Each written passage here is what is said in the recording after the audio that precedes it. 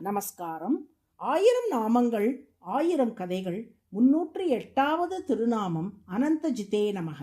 ஊழிக் காலத்தில் உண்டாகும் ஊழிக்கடல் வெள்ளத்திலிருந்து உலகங்களையும் உயிர்களையும் காக்க வேண்டி ஆலிலை கண்ணனாக வந்த திருமால் உலகங்களையும் உயிர்களையும் எல்லாம் உண்டு தன் வயிற்றில் வைத்து காத்தார்.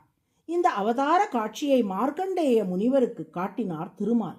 ஆலிலை கண்ணனின் அவதாரத்தையும் செயல்களையும் கண்ட மார்க்கண்டேயர் முள்ளை முள்ளால் எடுப்பது போல் கடலிலிருந்து காப்பதற்காக நீயே கடல் போல் வந்துள்ளாயே என்று ஆலிலை கண்ணனை துதித்தார்.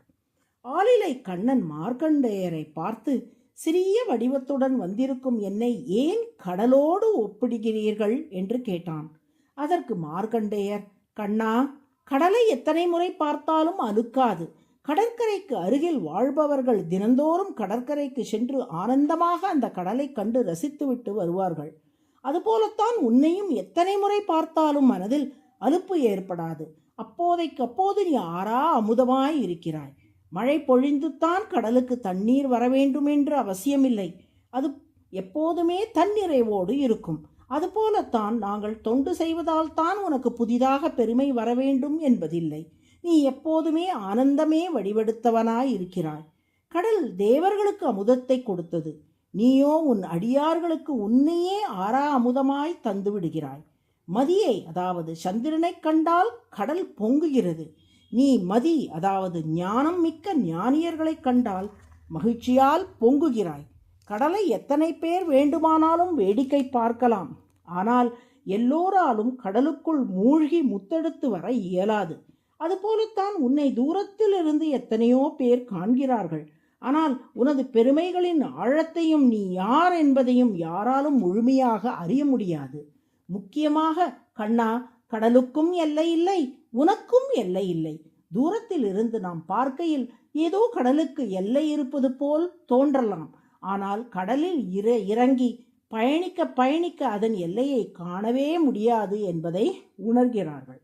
அதுபோலத்தான் நீ பார்ப்பதற்கு சிறு குழந்தை போல தெரிகிறாய்.